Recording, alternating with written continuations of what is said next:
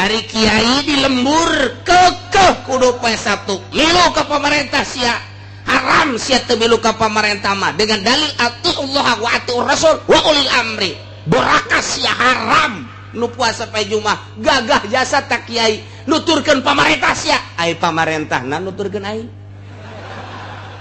pikir kotak sia ieu seputer bae ieu mah teu nyaritakeun dalil kenyataan bae aing nya nu dipuncot ku naon nuturkeun hisab ka dieu lah cek balah di dieu mah diulah-ulah ari ieu kiai nu dihandap ngawajib-wajib nuturkeun pamarentah ai pamarentahna nuturkeun aing ndak kumaha coba hai coba pikir tah ieu lah zaman kos kararieu badag sing ade ngomong besi ti soledat ulah tarik teuing kiai-kiai nu diharandap lantaran berarti ngajongklok sarua aja ngajongklok loh sia tak kaditu kekeh nutur ka pemerintah nurut ke pemerintah ai pamarentahna nuturkeun kiai nyana ngomongna ini kan babnya bab ibadah kiai nggak boleh sembarangan saya harus nanya sama kiai yang bener ai berarti kiai-kiai itu tuh bener jangan ngomong nakos gitu saya harus nanya ke kiai-kiai yang bener dong secara ini kan ibadah khusus sama Allah jadi kita ngomong kos gitu mun kadang ngintak ku kiai anu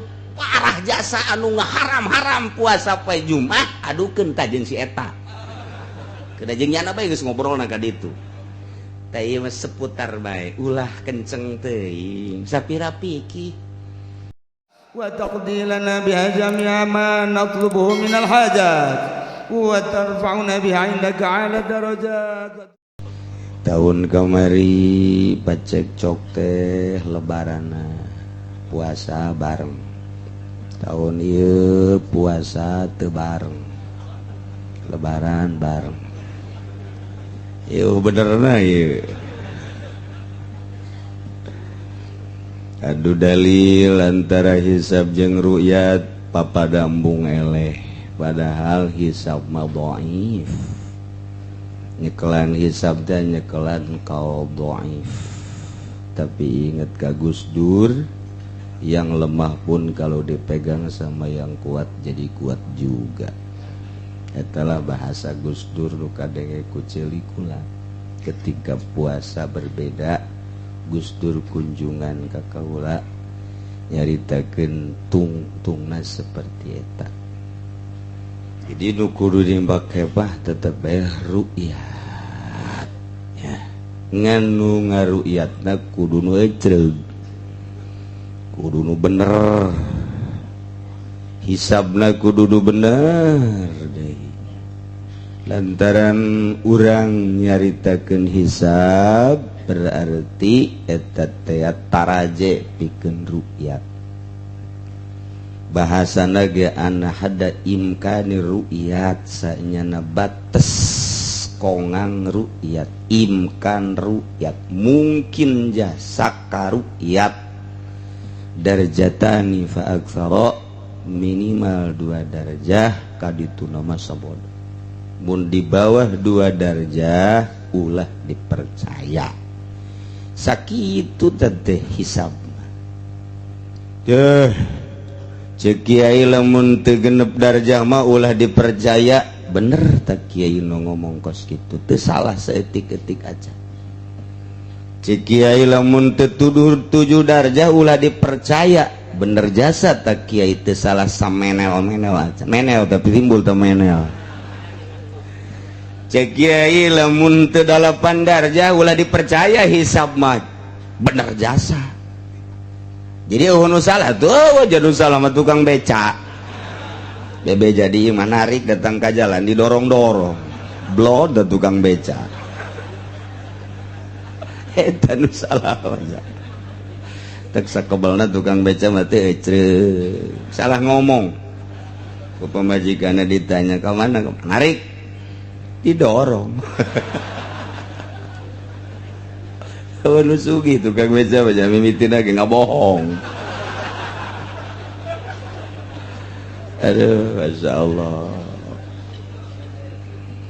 2 darajah bener nu ngomong 4 darajah bener nu ngomong 5 darajah bener ulah nyalakeun kadu 2 darajah sing ade nu ngomong 7 darjah ulah nanyalahkeun ka nu 2 darjah, nu ngomong 8 darjah bener ulah nyalahkeun ka nu 2 darjah, bener kabeh.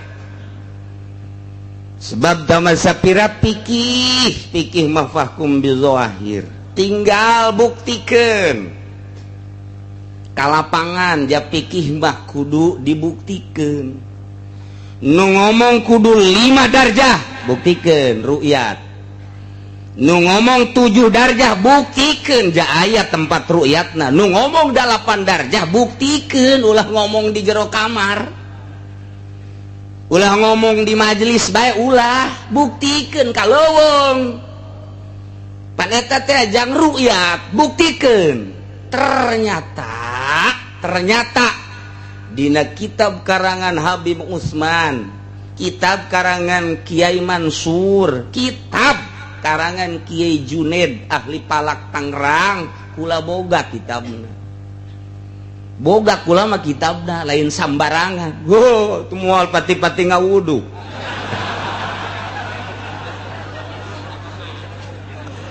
Aduh.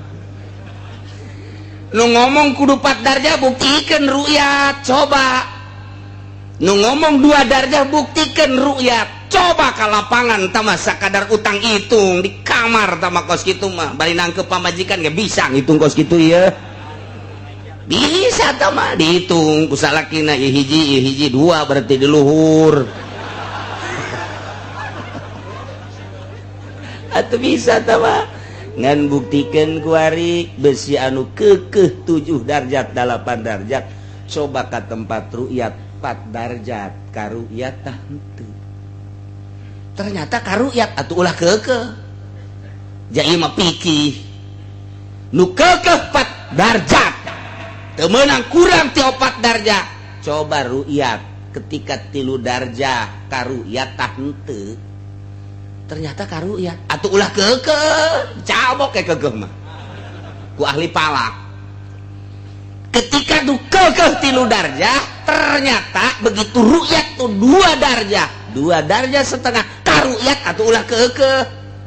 Moal pati-pati Kiai Mansur dina kitabna anna hada imkani ru'yat darjatani mun teu ditajribah nyana lain sambarangan kiai wali nyana mah. Mangku wahak itu mantak kula membung nuturkeun Amerika, embung nuturkeun Inggris, Belgia embung aing mah satungtung aya keneh kiai bae. Geus sakitu bae nek nuturkeun kiai bae teu hayang jejedis najis aing nuturkeun bule. Kecuali bulena asup Islam daek tah mah. Lebih kang gitu ge.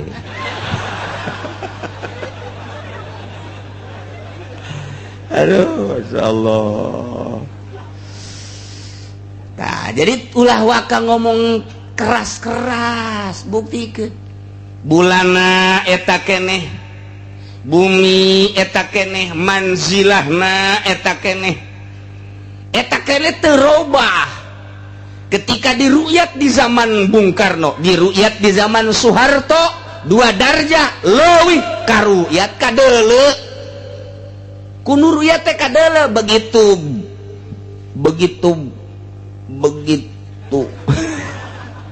ganti presiden, ganti kuari anu ngahareupan presiden, konflik makin besar antara Muhammadiyah jeung NU.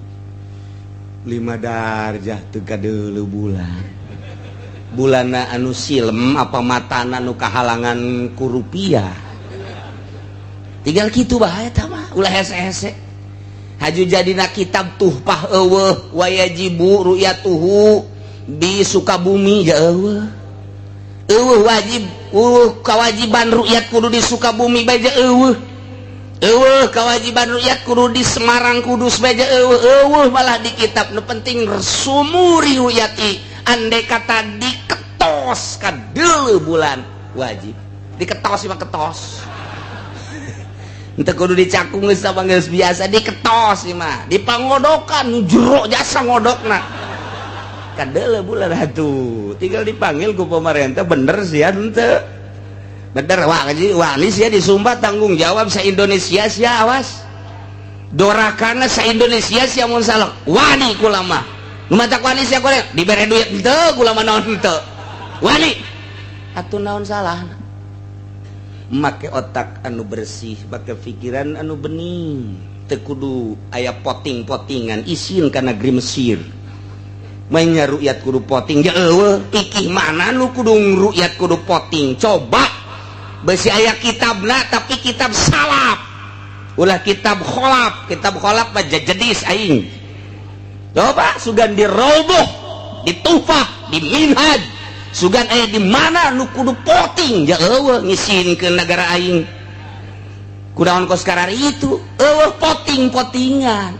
aya nu neuleuh panggil bener sian teu barang di dulu si mah edan beureun orang nu edan atuh lain percaya nu edan tah tinggal kitu doang neulah loba nu ru'yat teu disinglet 2 darjah setengah ka ru'yat tapi henteu diperhatikeun ku pamarentah nu genep darjah teu ka ru'yat eta nu dimumule ditonton ku dunia ditonton ku rakyat Indonesia tinggal nu bisa ngaji bae seserian ru'yat kos budak orok sidang isbat teh kos kitu lain kitu kula teu bisa nyalahkeun ka nagara ge lantaran kuarima nagarana keur kieu teu bisa nyalahkeun ka kiai ge jak kiai ge hayang marili Avanza salah nu salah sebenarnya jadi nu puasa poe Jumat hisab bener nu puasa poe Sabtu ge bener nu salah nu nyieun keputusan nu siap tanggung jawab di akhirat sabaraha ratus juta manusia nu kudu ditanggung jawab ku tangkorakna ai mamang mah itu banget cak Allah salah sia puasa poe Sabtu pan kula mah keputusan di TV emang eueuh kiai sia di lembur sia aya pan teh nanya lain Golkar ge teresep yakin aku hiji ke jeung bendera Golkar kan mantap indah jasa kamari aya Kapolres datang ke kula nyana memperhatikan soal awal puasa nanya ke kula Pak Kiai kayaknya nggak beres ini ru'yat cak Kapolres iya Kapolres nanya yuk kayaknya kurang beres ini nah sekarang pertanyaan saya bagaimana bagi saya yang selalu memperhatikan televisi untuk keputusan awal puasa sementara ke kiai saya jauh dan ini dosanya siapa yang menanggung jawab cekula Kapolres loh jadi kok begitu saya kan nunggu TV jadi saya kan banyak kiai ke kiai yang lain jauh berapa jauhnya sih ke kiai bandingkan Bapak mau nanya ru'yat ke kiai terdekat yang dianggap bener dengan Bapak apel ke rumah janda jauhan mana oh suka begitu cara kiai mah aduh ai kajahe atuh terus bae jauh ge ai dek nanya puasa ka kiai asa jauh tampili ngabek Kapolres kos kitu ieu cuman istimewa berarti Kapolres bae nanya hiji nomor kedua ieu mah seputar bae mah seputar nu salah kula menyaritakeun seputar puasa jeung lebaran nyaritakeun dalil mah pabelit jasa dalil mah iembung eleh tumbung eleh tungtungna beak dalil gelut beak gelut jadi kiai jeung kiai gelut aju ka ditu silih teluh pentolol eta sebab embung eleh ego kabeh ge sebab kiai da lain kiai ruhani kiaina kiai Avanza sekupi aya orang luhur dipunclot wali bejakeun dipunclot pokona sababaraha urang ketika akhir pengajian di dieu nyana ngutus akhirna hasilna nuturkeun di dieu sababaraha penggede di luhur puasa akur jeung urang poe Jumat teu kudu dicaritakeun lobana jeung teu kudu dicaritakeun punclotna nu jelas babaturan presiden gitulah hasil akhir pengajian penutupan di dieu kunyana diparake Jumat nyana puasa walaupun taraweh pada malam Jumat di imah masih sebab menjaga kondisi negara. Keputusan negara Sabtu berarti taraweh di masjid nanya malam Sabtu, nu malam Jumat di imah masing-masing. Nyawa taraweh nyawa teu kitu bae pokona mah. Pengakuannya seperti gitu. Loba tah nu dilaluhur punclot puasa nuturkeun di dieu hisab. Padahal kula teh yang dituturkeun jeung ulah. Kula mah kula bae, cek kula ge paling kula mah jeung dulur kula jeung pamajikan jeung anak sakitu bae. Andai kata pamajikan teu nuturkeun ge masalah, nu penting mah sare nuturkeun bae. Teu masalah geus teh mah. Nah, beres menjelang puasa menjelang lebaran aya deui nu silaturahmi deui ti punclot. Malu bejakeun ulah punclot da pokona mah. Punclot lah geus beusi sok teuing. Sababaraha urang nyana beusi lebaran teu kaburu ka dieu, sebelum lebaran nyana silaturahmi ngobrol jeung kula. Nyana ngajelaskeun bahwa puasa ikut hari Jumat. Taraweh nama seperti tadi. Nu kula deuk dicaritakeun padieu kabalinger kabeh ge. Ari kiai di lembur kekeh kudu poe Sabtu milu ka pamarentah sia haram sia teu milu ka pamarentah mah dengan dalil atiullah wa atiur rasul wa ulil amri borakas sia haram nu puasa poe Jumat gagah jasa tak kiai nuturkeun pamarentah sia ai pamarentahna nuturkeun aing pikir kotak sia ieu seputer bae ieu mah entar nyaritakeun dalil kenyataan bae aya nyana nu dipunclot kunaon nuturkeun hisab. Kadieu lah cek malah di dieu mah diulah-ulah ari ieu kiai nu dihandap ngawajib-wajib nuturkeun pamarentah ai pamarentahna nuturkeun aing. Ndak kumaha coba. Hai coba pikir tah. Ieu lah zaman kos kararieu. Batak sing ade ngomong, besi ti soledat ulah tarik teuing kiai-kiai nu diharandap lantaran berarti ngajongklok. Sarua jeung ngajongklok loh sia tak kaditu. Kekeh nutur ka pamarentah, nurut ka pamarentah. Ai pamarentahna nuturkeun kiai. Nyana ngomongna ini kan babnya bab ibadah kiai, enggak boleh sembarangan. Saya harus nanya sama kiai yang bener. Ai berarti kiai-kiai itu tuh bener. Jangan ngomong nakos gitu, saya harus nanya ke kiai-kiai yang bener dong. Secara ini kan ibadah khusus sama Allah. Ji itu ngomong kos gitu. Mun kadang ngintak ku kiai anu parah jasa anu ngaharam-haram puasa poe Jumat, adukeun tajeun si eta. Kada jeung nyana bae geus ngobrolna ka ditu. Tah ieu mah seputar bae, ulah kenceng teuing. Sapira pikih. Masyaallah. Ya ayyuhalladzina amanu kutiba alaikumus shiyam kutiba alaikumus siyamu kama kutiba alal ladzina min qablikum la'allakum tattaquna ayyaman ma'dudat. Allahu a'lamu bimuradihi. Lingong akeh kang padang imankeun ya ladzina kabeh kutiba dan fardukeun ing atas sira kabeh asyam apa puasa kama kutiba alal ladzina min qablikum kaya oleh dan fardukeun ya syam ing atas wong akeh kang tetep saking sadurunge sira kabeh la'allakum tattaqun manawa sira kabeh kutakwa sira kabeh. Wa qala an-nabiy sallallahu alaihi wasallam kullu amal ibni adam lahu illa shiyam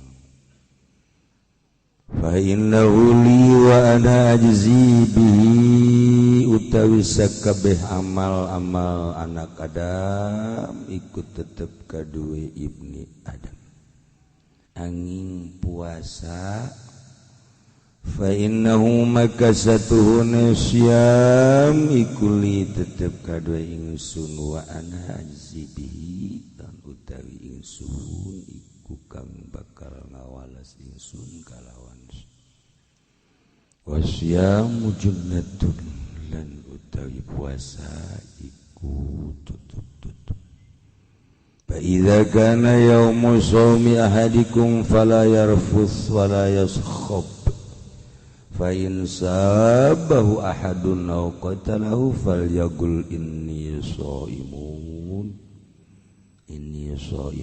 walladzi nafsu muhammadin biyadi la khulufu fa bis-shaim atyabu indallah min rihil misk lis-shaimi farhatan yafrahuhuma idza aftara fariha bi fitri wa idza laqiya rabbah fariha bis-shaum muttafaqun dina pangaosan terakhir di bulan Sya'ban ieu tahun hijriyahna 2000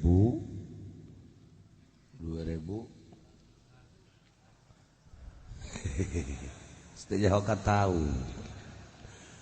tahun hijriyahna tahun 2000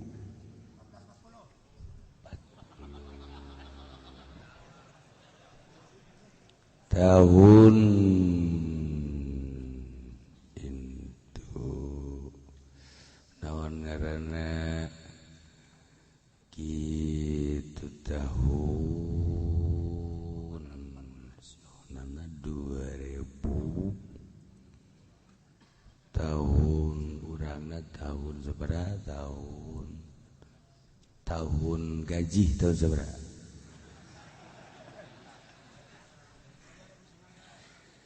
2019 tahun hijriahna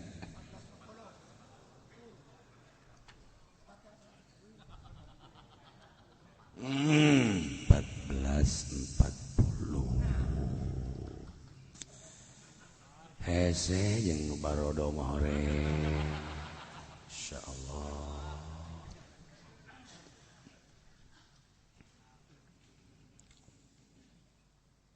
dauhan Gusti Allah ya ayyuhalladzina amanu alladzina ismausul amanu silahna wal mausul mausilati fi quwwatil mushtaq sarua jeung ya ayyuhal mu'minun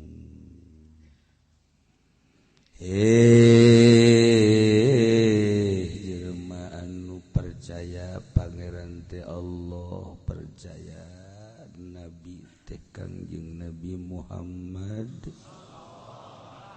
sallallahu alaihi wasallam percaya sebagai rasulna diundang ku Allah digerokeun ku Allah jelema nu ariman rek lalaki rek awewe rek di kota rek di kampung rek milih nomor hiji rek nomor 2 sarua kutiba alaikumus syiyam dipardukeun ka ranjeun kabeh ngalaksanakeun puasa deuk sahabat nu jadi presidena titah puasa kurang presidena lamun teu puasa turunkeun cek presiden untuk bukan mikiran aja tuh siapa ya tolol gitu nama tuh mangga bae tuh bapak-bapak abdi-abdi tah sahabat Allah ngeinstruksikeun puasa setahun sekali di jero bulan suci Ramadan.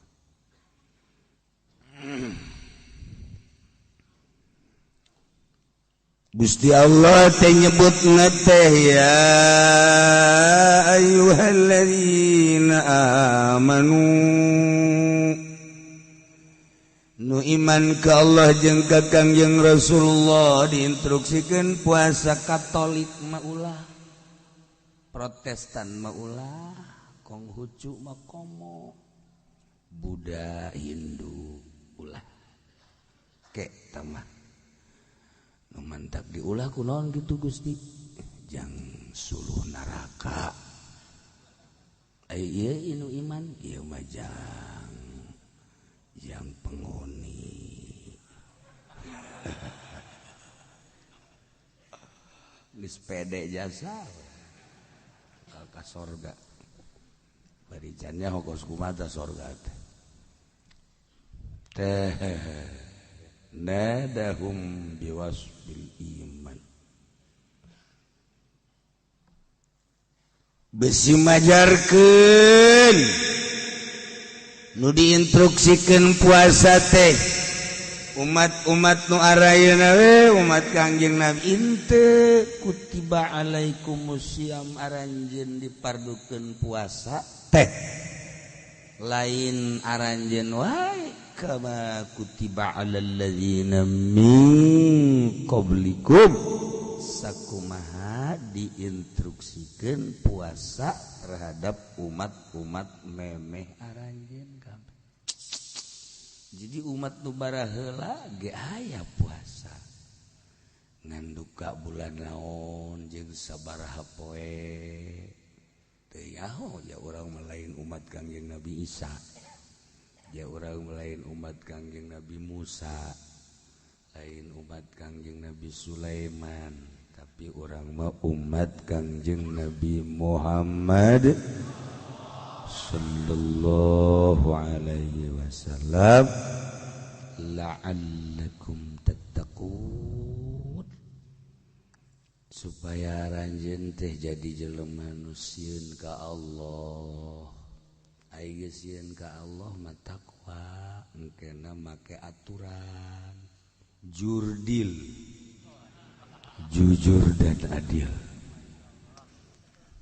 Urang jang diri urang jujur, ulah membohongi diri, takwa. Urang ulah membohongi keluarga, ulah ngabohong bae ka pamajikan, ka anak. Kitu kere pamajikan ka salaki sing jujur samarukna eueuh nu nyatet. Aya nu nyatet takwa sing jujur urang lamun jadi kepala rumah tangga ngomong nu boga pamajikanana 2, 3, 4 sing harade besi gara-gara pamajikan urang ka neraka anas geunah teh sabaraha di dunia malah tapi di akhirat diseret di ka neraka rugi amat. Rugi amat mendingan boga pemajikan 4 tapi jujur. Masya Allah we kosu laku sia. Hiji ge teu gablek sia. Ya Allah la'allakum tattaqun. Gidaheun hirup babarengan jeung nu takwa mah nu sieun ka Allah timbul kejujuran babarengan jeung babaturan jujur ngeunaheun babaturan jeung lurah jujur nikmat boga camat jujur mantep boga bupati jujur beih indah boga gubernur jujur Masya Allah boga presiden jujur ya Allah bohong terpercaya sia la'allakum tattaquna ayyaman ma'dudah.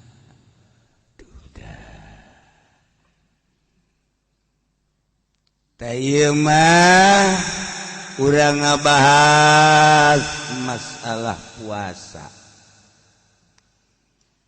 Dalil wajibna puasa tadi kutiba alaikumus syamu kama kutiba alal ladzina min qablikum. Jauh bahasa yajibuan atawa fardhu eueuh age kutiba alaikumus syam. Lain bagian urang teu ngabongkar nu kos itu. Bagian para mujtahid mimiti ditafsiran heula ku hadis Kangjeng Nabi. Hadis Kangjeng ditafsiran diperjelas ku para sahabat terus ku para ulama-ulama ku para ulama geus ulama eta ngajelaskeun ucapan Kangjeng Nabi Muhammad sallallahu alaihi wasallam.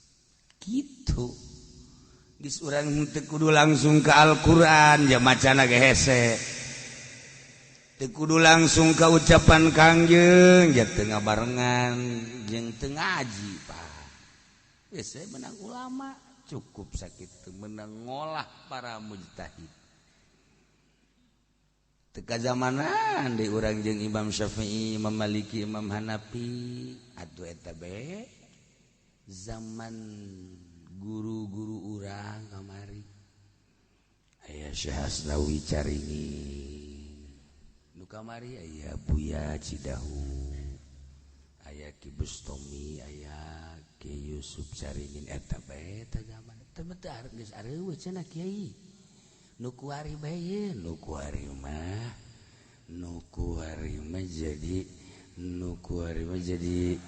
jadi eta lah.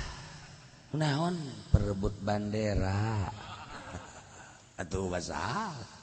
Oh masalah sebenarnya bandera partai eta mah aya duit colok ulah. Geus beres tapi kuari urusanana.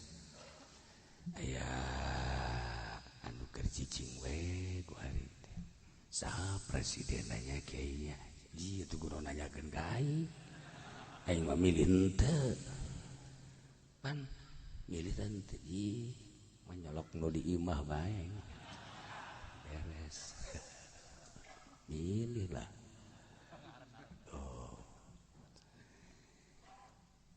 Tah eta teh warisan Kangjeng Nabi Muhammad.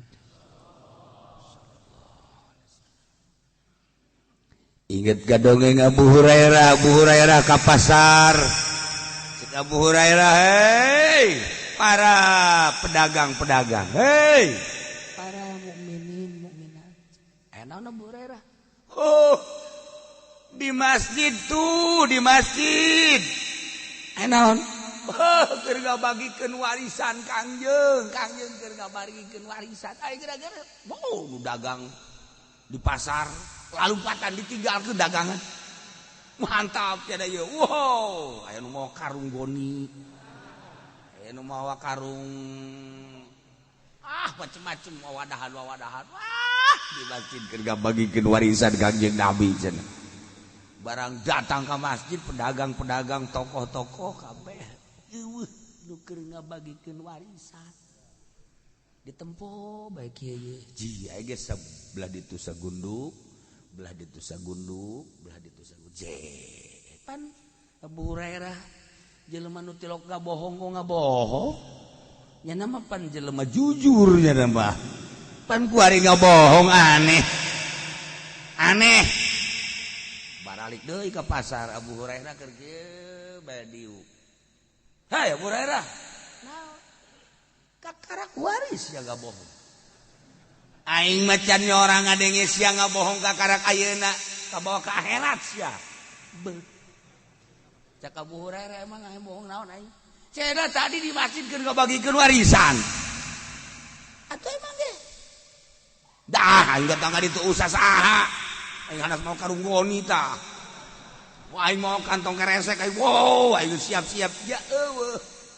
Aya tadi itu sagupluk anu keur ngararaji. Atuh aya nu keur ngararaji mah. Eta tak keur ngabagikeun warisan Kangjeng Nabi eta. Eta ta warisan Kangjeng Nabi mah warisanana lain gunung, lain laut, lain pabrik, lain sawahnya nama. Ta warisanana teh ilmu, eta teh warisan Kangjeng Nabi wadahan sia ka ditu.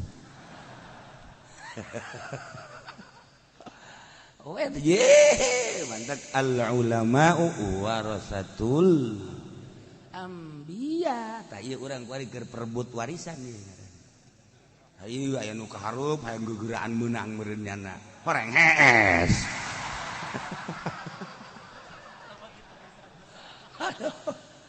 Hai adu tenang-tenang wae di luar. Lah keke kabagian ieu cenah warisan. Ya Allah, rek nyolong bade, bagusan nu di luar daripada di jero mah. Aduh, Gusti tah iyalah warisan Kangjeng Nabi Muhammad sallallahu alaihi wasallam. Kara kaget eta hampura tuh Bu Hurairah ye. Sia nyaritakeun warisan teh urusan nepi beuteun, nepi beuteun. Sakitu geus kolot huis geus lain di hulu. Huis geus lain di bitis, ya mah. Huis teh geus di mana-mana bae pokona mah. Masih keneh hayang warisan teh urusanana pitayeun tah warisan Kangjeng mah ilmu. Geus meunang sabaraha urang warisan ti Kangjeng Nabi datang ka ayeuna umur geus kolot. Geus meunang sabaraha mun maca Quran geus datang ka qiraat naon warisan Kangjeng Nabi. Lamun maca soal fikih geus datang ka mana warisan Kangjeng Nabi, soal zahir, soal batin. Sok randapan diri urang geus datang ka mana ieu urang meunang warisan Kangjeng Nabi Muhammad sallallahu alaihi wasallam. Haji dilaksanakeunana geus datang ka mana mun peuting sabaraha rakaat ngalaksanakeun warisan Kangjeng. Lamun beurang sabaraha rakaat ngalaksanakeun warisan Kangjeng.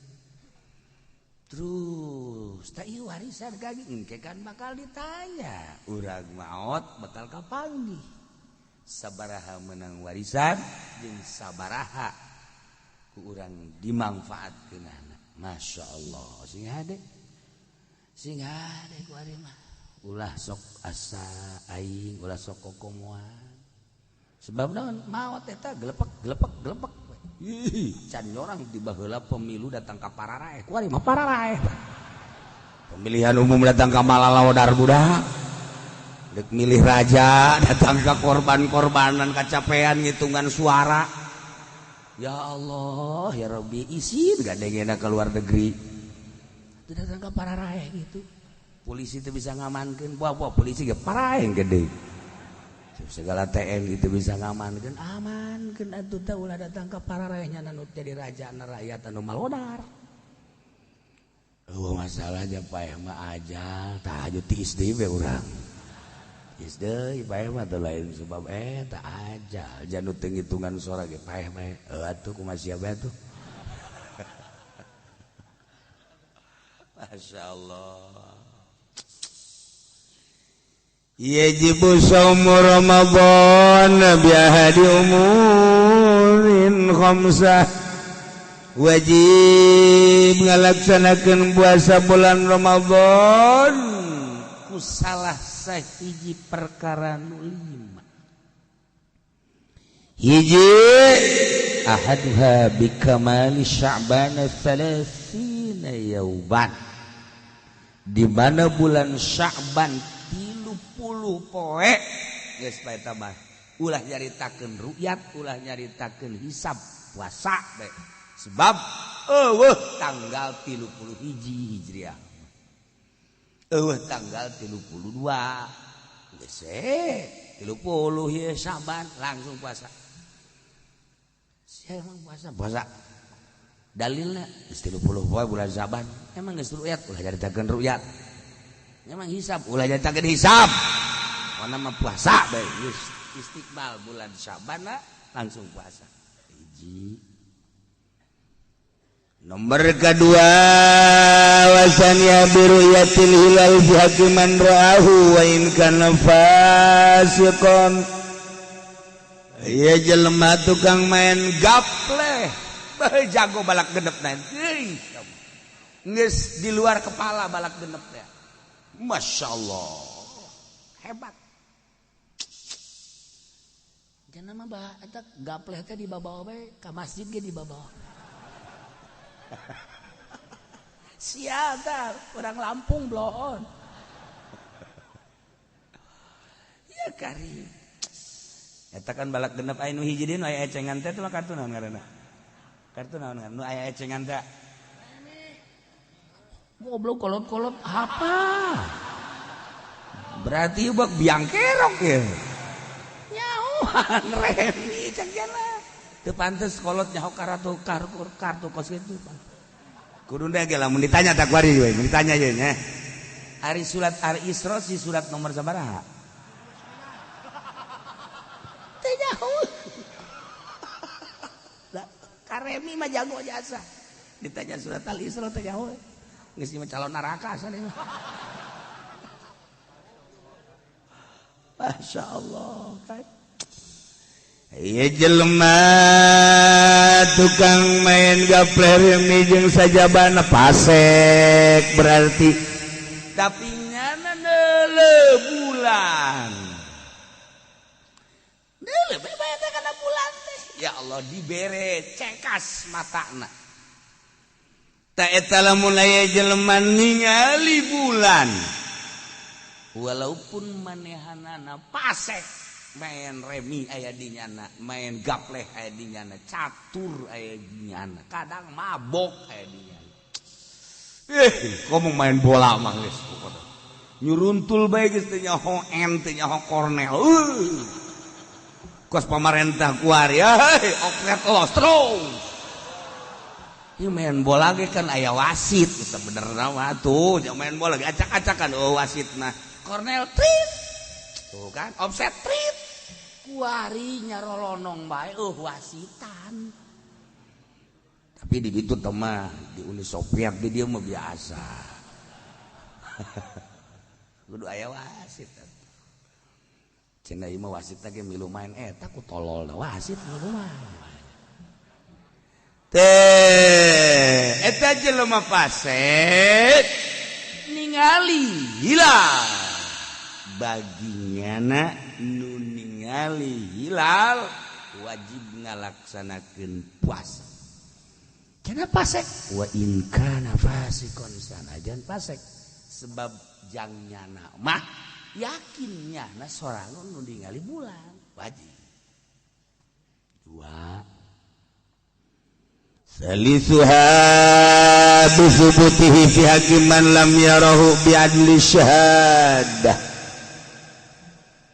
urang ieu kabehan henteu pernah ningali bulan jeung hese tanggal hiji mah ditinggalina kudu make aturan tanggal hiji kadeuleu ku lauk tanggal 2 kadeuleu ku manuk tanggal 3 kadeuleu ku haji pendi eta ge lamun normal matana nyana mah kan sebenarnya normal mun aya jahe teh kadeuleu bae tapi lamun aya kiai teh daegeun kadeuleu nyana mah eta normal min jihati jahannam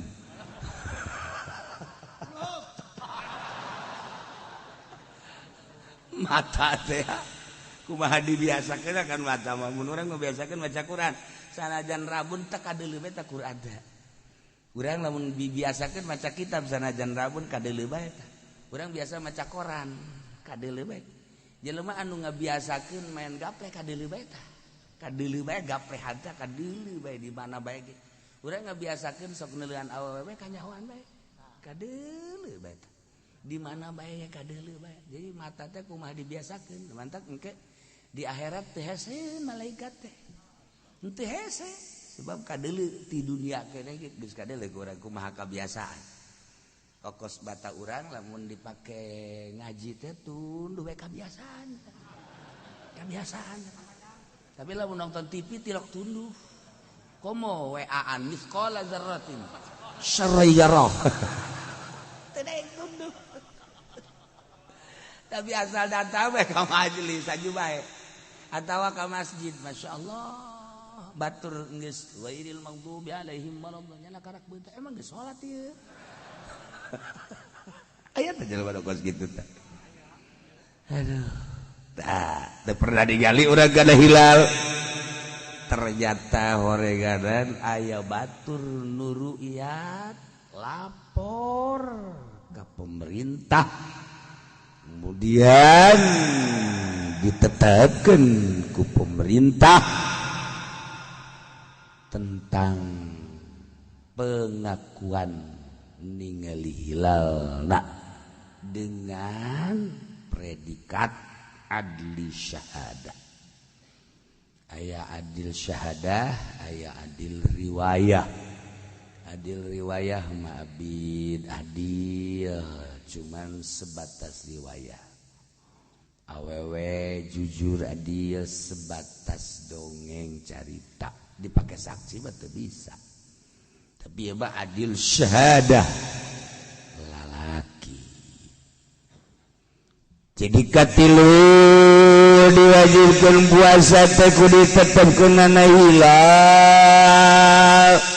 Bagi hak jelema nu teu ningali kana hilal ditetepkeun bi adli syahadah. Cuman kudu lillahi ta'ala. Syahidna kudu hisbah. Ulah aya tekanan-tekanan, ulah aya unsur-unsur politik, ulah aya naon gaji-gaji. Jadi ulah aya pemberian lillahi ta'ala.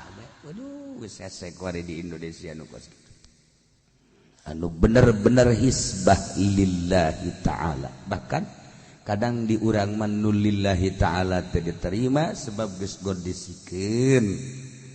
Nah ieu urang teu bagus gitu. Urusan ibadah mah ulah sok dibawa ka urusan politik. Ulah geus ibadah mah ibadah bae ke tanggung jawab di akhiratna kumaha datang ka acak-acakan di negara urang nu teu pernah acak-acakan tadina kan nongtorogan ngaran. Sekian puluh tahun rapih di Indonesia perkara nu rapi ulah sok diacak-acak. Haju acak-acakan berarti kan aya unsur naon di jerona. Ieu mah carita nu geus-geus kadina mah geus alhamdulillahirabbil alamin rapih deui bagus deui. Tah pesetruan politik datang ka ibadah dibawa mantak geus dipato ku pikih awas sing hade kudu hisbah kudu lillahi ta'ala. Tuh randangan lillahi ta'ala nah, Masya Allah dari hararese neangan lillahi ta'ala sedangkan teka pake ku Gusti Allah lamun teu lillahi ta'ala. Satu segala rupa gengkel lain puasa bae wukuf jang hilal dzulhijjah kudu hisbah syahadatu hisbah la maciya bihasab dunia harapan pemberian dunia isbala tahtaju ila sabqi da'wah tengah butuhkeun syahadah hisbah karena kapiheulaan ku dakwah di organisasi di partai jeung sejabana dikondisikeun sekean ke gajihna geus lain hisbah nu kos kitu ke bisa disalahgunakeun.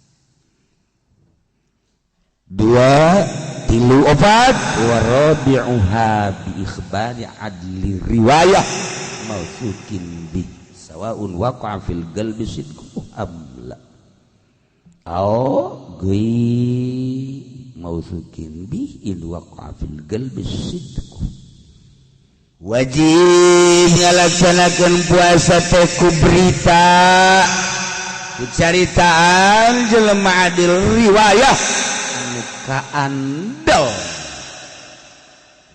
sawaun waqatil qalbi sidqu sarwa bae terjadi di hate benerna atawa henteu ge mausukin bi atawa henteu kaandel cuman urang penuh percaya wajib puasa terakhir kalimah wa khamisuha bizanni dukhuli ramadan nyaho atawa sangka asupna bulan ramadan bil ijtihad biman istabah alaih dari ijtihad bagi anu keliru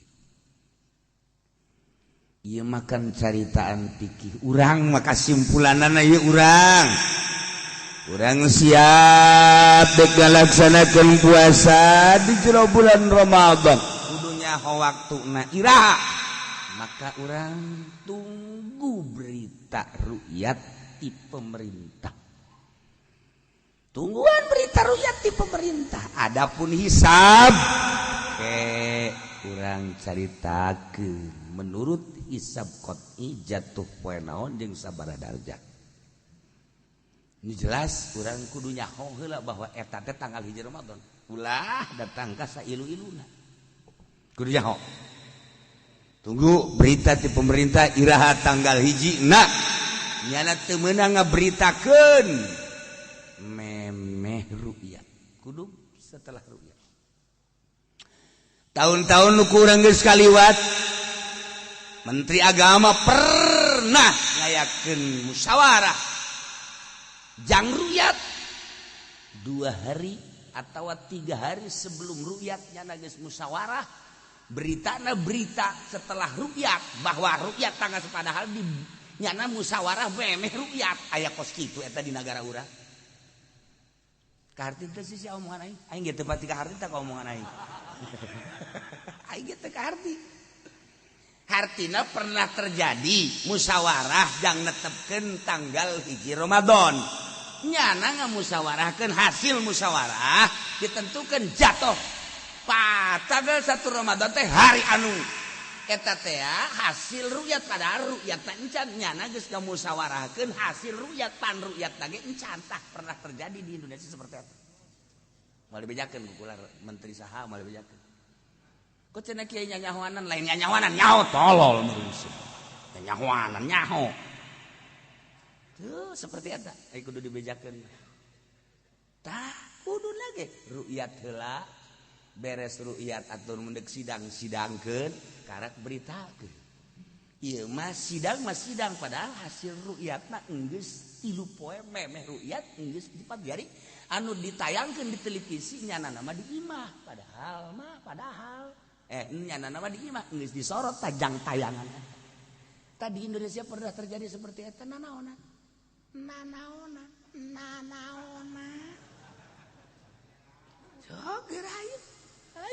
seperti eta nah mudah-mudahan teu terulang deui seperti mentak ricuh dipaksakeun eta naon unsur politik sebabna panjang mun kula nyaritakeun panjang tah ulah datang ka model kos kitu kula nyaritakeun kos kitu teh tah lain deuk naon pernah terjadi seperti eta mentak kacau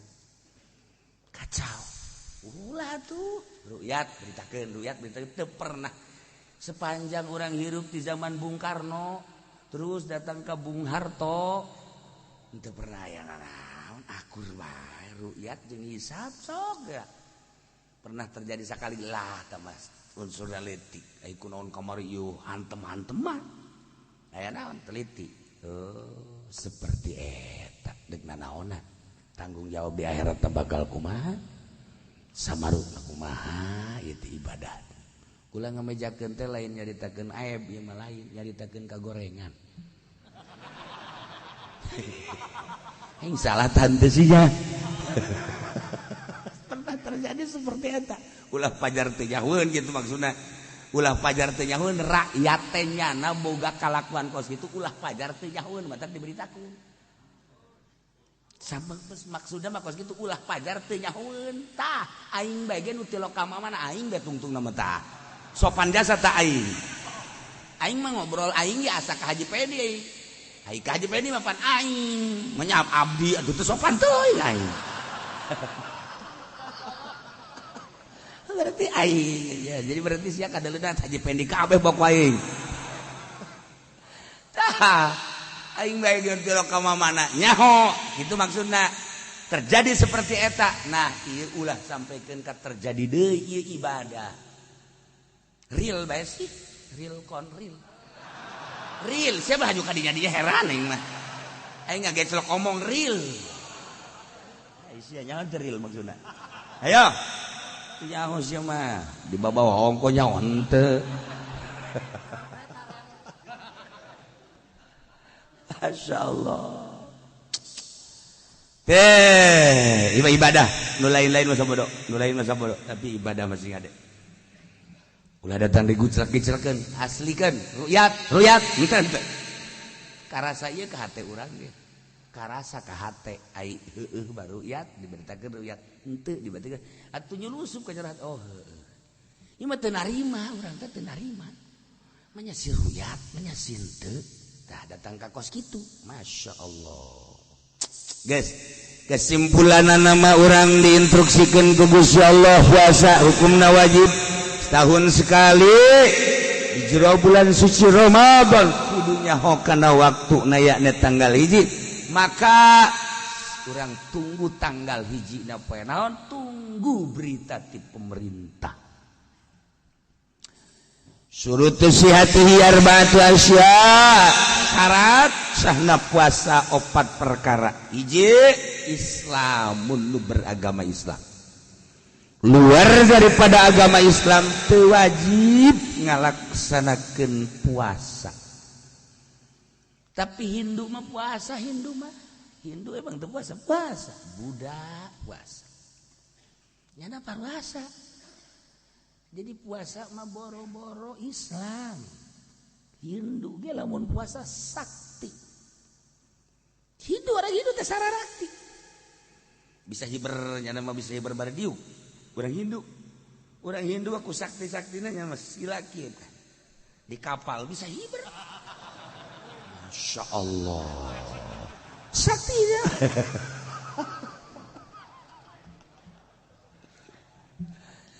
Syarat salah puasa 4 perkara nomor kahiji beragama Islam.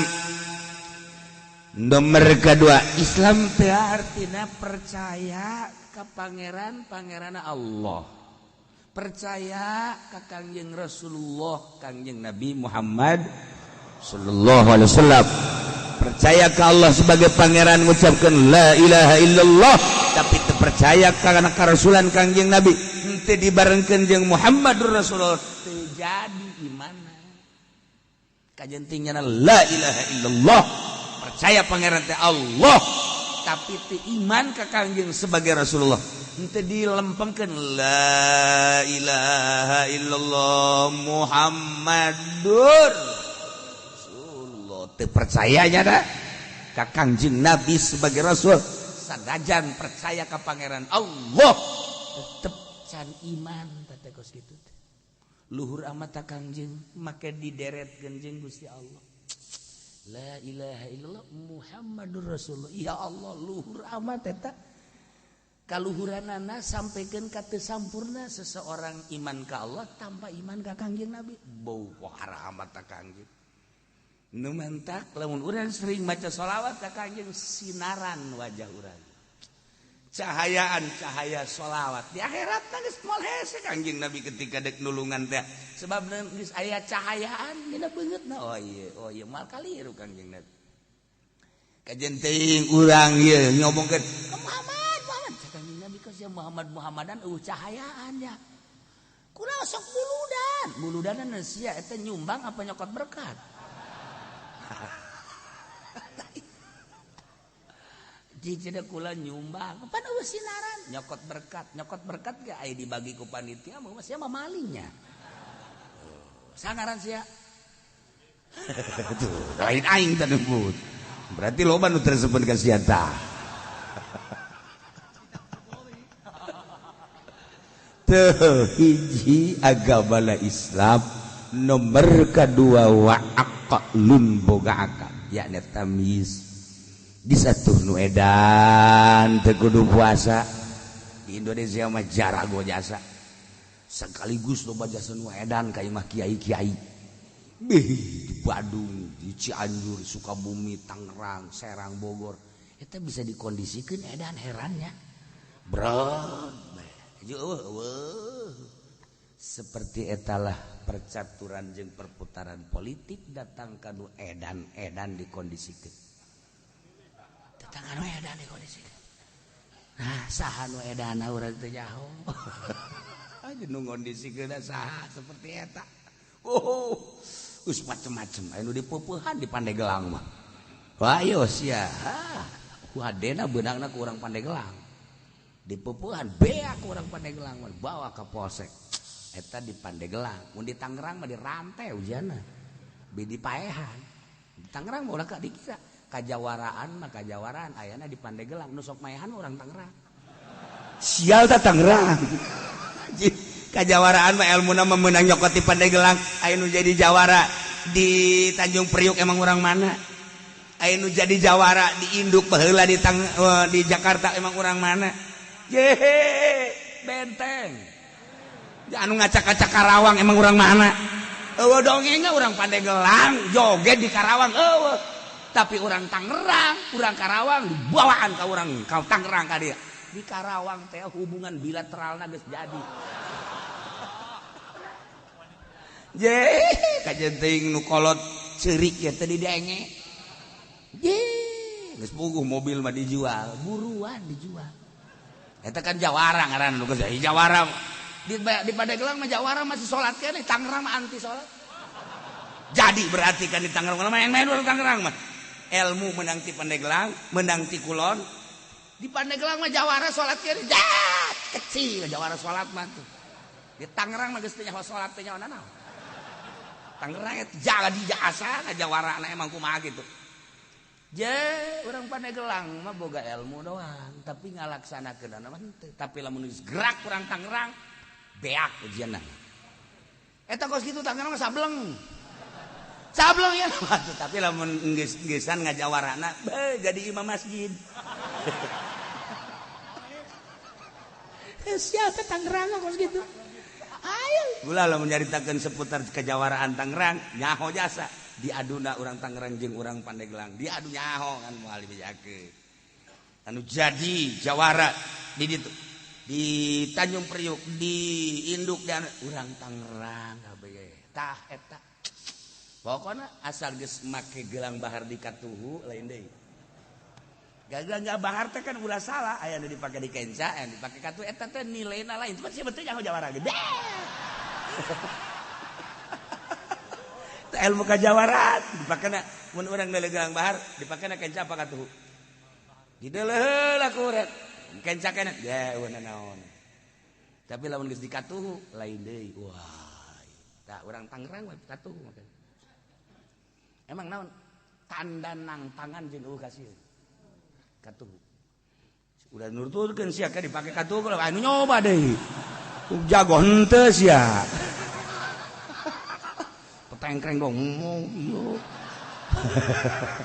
orek uka bisa ulah teman salah sahiji rahasia kajawaran teman aya keneh eta karak nomor 1 dan selanjutnya mentak ditiali Tangerang ulah sambarang nu